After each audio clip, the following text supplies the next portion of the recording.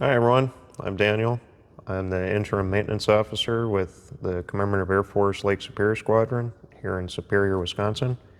And today I'm going to give all of you an update on the restoration progress we've made on our PBY 79 Yankee over the past year.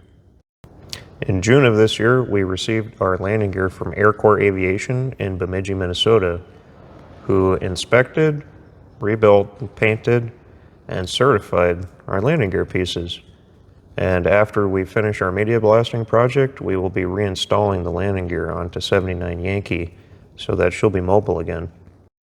So one of the first types of media we tried to use when we were removing the paint from the airplane was baking soda, which works if you have a very well ventilated area. And with our facilities, we had to come up with a better alternative, which is walnut shell.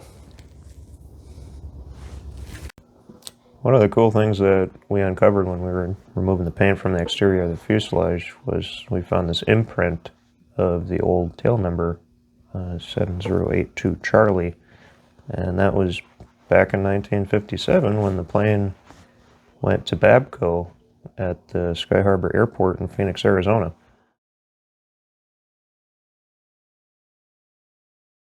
So this year, for our media blasting project, our focus has been on the exterior of the fuselage. We're about 90% of the way done. We just have a little bit of the superstructure left to do. It's going to take us a couple hours.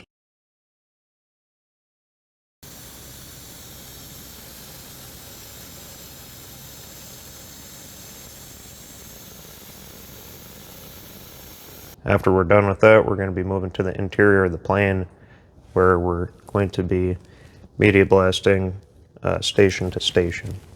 Hi all, this is Matt from Lake Superior Squadron. I'm just hopping in here to give more details about our upcoming year with our PBY. As Dan was just explaining earlier, our plan is to strip the inside paint off the Catalina. Once we have removed the paint, we will be inspecting the surface for any corrosion or damage and replacing any really bad pieces.